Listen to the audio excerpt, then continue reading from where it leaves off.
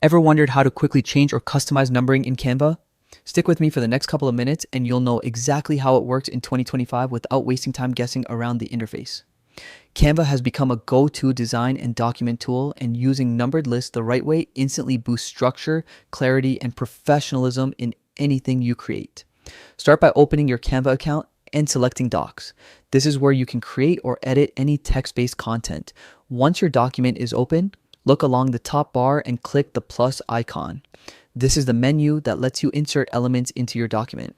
From that menu, choose Numbered List. The moment you click it, Canva automatically starts numbering each new line for you. Just start typing and press enter to add new items. No manual numbering needed.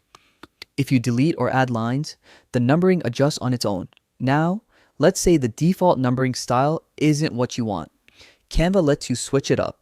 You can change the number style to match your design or project tone, perfect for everything from reports to presentations.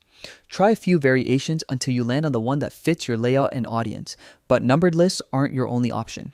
Hit the plus icon again and you'll see you can also pick bulleted lists or checklists. Bullets work great when order doesn't matter, like highlighting ideas or features. Checklists are perfect for tasks, to-dos, or anything you want to mark off as complete. The key is choosing the right list type for the right purpose. Business proposals, class notes, personal planners, an organized list can make the difference between messy text and a clean, readable layout.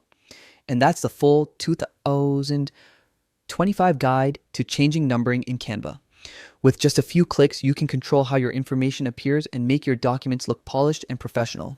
If this helped you out, show some love by liking the video, hitting subscribe, and tapping the bell so you never miss a new tutorial. Thanks for watching, and I'll see you in the next one.